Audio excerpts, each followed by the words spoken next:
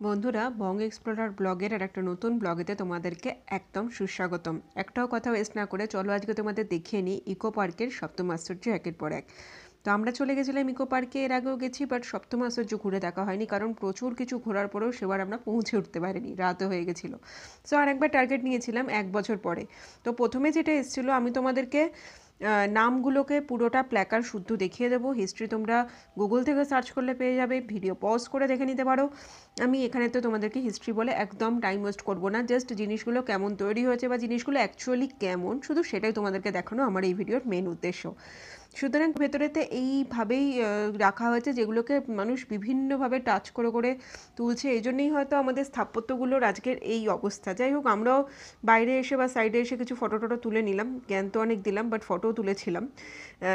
তারপরেতে কাছ থেকে ক্লোজ থেকে ফটোটা নেওয়ার চেষ্টা করেছি, জানি না তোমরা ঠিক কতটা করতে পেরেছো, কিন্তু এই মইগুলোকে আমার সবচেয়ে সুন্দর লেগেছে, যেগুলোর সাইড থেকে পেছন থেকে খুব সুন্দর সুন্দর, তোমরা যদি রিল বানাতে চাও সেসব করতে পারো। আজকাল তো ভীষণ রিল খুব ট্রেন্ডিং হচ্ছে। আর তারপরে চলে এসেছিলাম তাজমহলে, ঠিক তার পাশেই। এটাকে কিন্তু আমি একটুখানি সত্যি অ্যাপ্রিসিয়েট করবো। অনেক মানুষ আছে যারা সহজে যেতে পারে না, বাট ইকো পার্কে 20 বা 25 টাকার টিকিট কেটে তারা কিন্তু এখানে যেতে পারবে।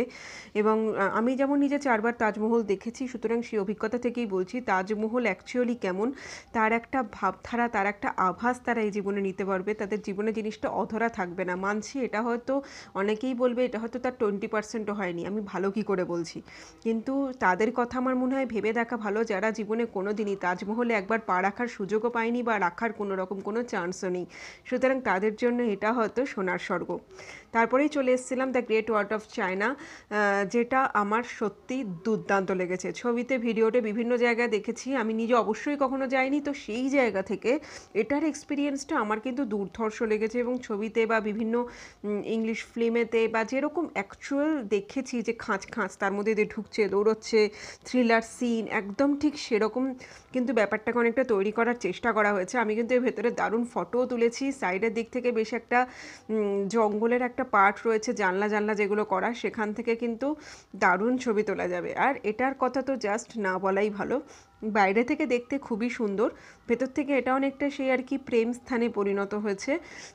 খাঁজে বসে কেউ অঙ্ক কষছে, কেউ ছবি আঁকছে, তো কেউ মনের আনন্দে প্রেম করছে। বয়সের তো আজকাল আমরা কেউ মানি না, সবাই স্বাধীন আমরা আজকের এই ভারতে, এই পৃথিবীতে।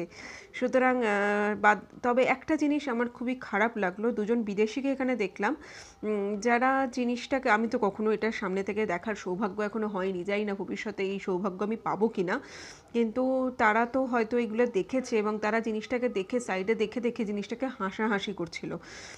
সো এটা আমার একটু খারাপ লেগেছে। কিছু কারণে আমি তখন জিনিসটাকে ক্যামেরাবন্দি করতে পারিনি, অনেক টাইম অনেক রকমের অবজেকশন থাকে, যেটা তোমরাও জানো পাবলিক প্লেসেতে অনেক রকমের অনেক অনেক অবজেকশন দেন।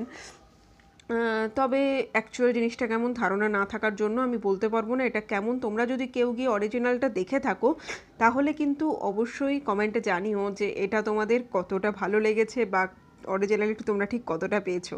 আর একটা জিনিস অবাক লাগলো, একটা জায়গায় সিঁড়ি করা রয়েছে, সেখানে কিছু মূর্তি বসানো, এক কাকিমা গিয়ে তার বাচ্চাকে সেখানে জাস্ট বসিয়ে দিলেন এবং তার বাবা জাস্ট ফটোগ্রাফি করতে লাগলেন। মানে জিনিসটা এতটাও শক্ত না, হয়তো হালকা কিছু প্লাস্টার অফ প্যারিস আর সামথিংয়েরই এগুলো হয়তো তৈরি হবে। তো এই যে জাস্ট বসিয়ে দিলেন এবং ফটোগ্রাফি করতে লাগলেন, মানে এই করেই হয়তো আমাদের জিনিসগুলো আজকের দিনে তো নষ্ট হয়ে যাচ্ছে। মানে আমি অন্তত এতটা রাফ ইউজও করি না, তাই জন্যই হয়তো এটাকে বলতে পারলাম। যাই হোক, দুবার আপনারা এগুলো করার আগে একটু ভেবে দেখবেন। যাই হোক, সবার লাস্টে চলে এলাম হচ্ছে পিরামিডে, আর এটা আমাকে সত্যি সবার লাস্টে খুব ডিসঅ্যাপয়েন্ট করেছে।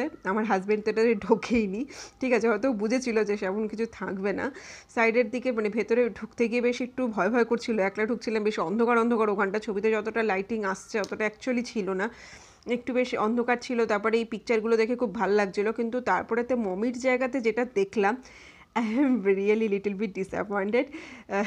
এটা আমি জানি না চীনামাটির না মাটির না কিসের না কি তৈরি করেছে, মানে ঠিক আছে হয়তো জিনিসটাকে বোঝাতে চেয়েছে যে এইভাবে হয়তো মমি থাকে, ঠিক আছে, মানে বোঝা গেল। আচ্ছা, আশা করি একদিন আমি নিশ্চয়ই নিজে মিশর যাব, পিরামিড ভিজিট করব এবং তোমাদেরকে সেখানেও আমি ভিডিও লাইভ করে দেখাবো। তাহলে কি তোমরাও চাও? তো সাপোর্টে কিন্তু একটা কিন্তু কমেন্ট এবং লাইক কিন্তু অবশ্যই চাই। আর হ্যাঁ, নতুন হলে আমার চ্যানেলটাকে সাবস্ক্রাইব করে দিতে, এরকম ভিডিও পাওয়ার জন্য কিন্তু একদম ভুলো না। আজ তাহলে এখানেই বলছি টাটা, স্টে ব্লেসড।